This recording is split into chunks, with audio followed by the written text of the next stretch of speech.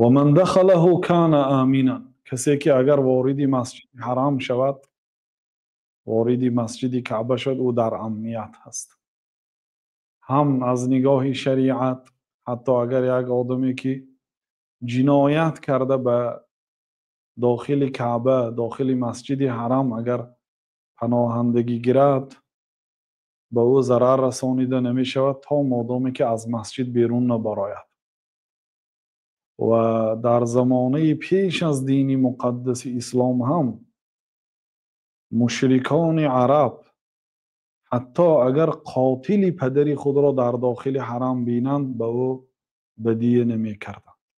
همچون احترام کعبه، بزرگداشت این خانه، به او یگان ضرر نمی رسانیدند. و من دخله کان آمینا، کسی که داخل کعبه شد او در امنیت هست. واقعا در داخل کعبه وقتی کسی واردی مسجد کعبه می شود، این امنیت حس می کند.